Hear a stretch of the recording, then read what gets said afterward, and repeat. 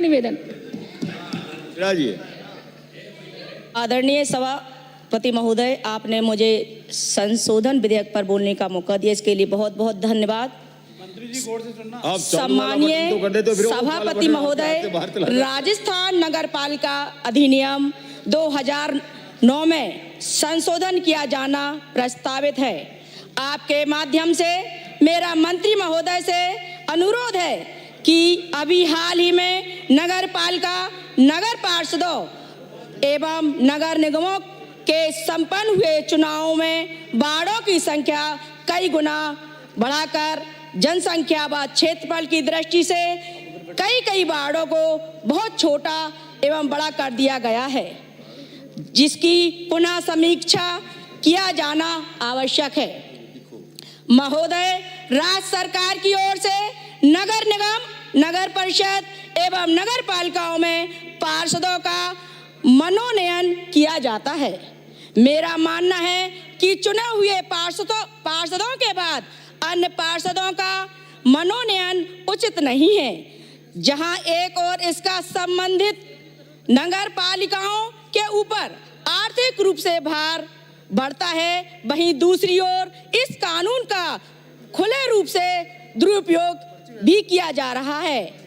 पहले सरकार की मंशा रही होगी कि क्षेत्र में समझ रखने वाले व्यक्ति को मनोनीत किया जाए, लेकिन अब वास्तविकता इससे बिल्कुल परे है।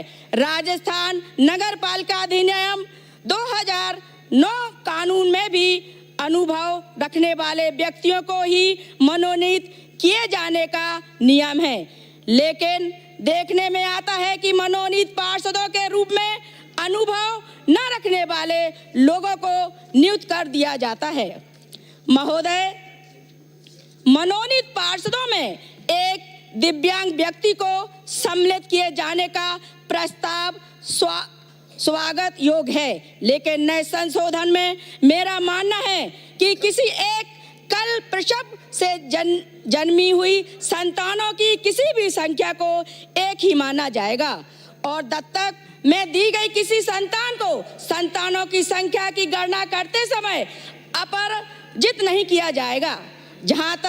यहाँ तक तो ठीक है, लेकिन नए और हम दिव्यांगों को समानता देने की बात करते हैं और कानून भी उन्हें आम आदमी की तरह सारे अधिकार प्राप्त होते हैं, लेकिन हम कानून की भावना के विपरीत दूसरे बिंदुओं में संतानों की कुल संख्या की गणना करते समय ऐसी संतानों को नहीं गिना जाएगा जो पूर्व में प्रसव से जन्मी हो के साथ साथ और दिव्यांगता से ग्रस्त हो को जोड़कर हम उनके अधिकारों के विपरीत आचरण कर रहे हैं। मेरा मानना है कि जब हम गोद दी हुई संतान की गणना कर सकते हैं तो हम दिव्यांग संतान की गणना भी करनी चाहिए, अन्यथा समाज के अंदर दिव्यांग जनों को और हीन भावना से देखा जाएगा।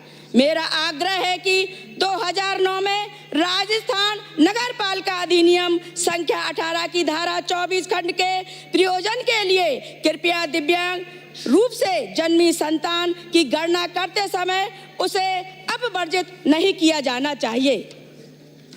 महोदय, मेरा मंत्री जी से आग्रह है कि प्रायः देखा जाता है कि नगर पालिका, नगर परिषद व नगर निगमों में कार्य संचालन के लिए बनाई जाने वाली पार्षदों की समितियों का गठन समय पर नहीं किया जाता है। मेरा आपसे आग्रह है कि कानून में इसे अनिवार्य किया जाए तथा इसके संगठन की जिम्मेदारी संबंधित नगर पालिका, नगर परिषद एवं नगर निगम के अधिशासी अधिकारी एवं आयुक्त पर डालनी जानी चाहिए। यदि बोर्ड की ओर से बैठक में इसका प्रस्ताव नहीं किया जाता है तो 90 दिन के अंदर अनिवार्य रूप से इसकी सूचना लिखित में DLB को भेजी जानी चाहिए और DLB निदेशक आवश्यक रूप से 1 महीने के भीतर इसका गठन करे। महोदय, मेरा आपके माध्यम से आग्रह है कि जनता के हित से जुड़े मुद्दों के लिए कानून में प्रत्येक माह साधारण सभा की एक बैठक अनिवार्य रूप से आहूत होनी चाहिए।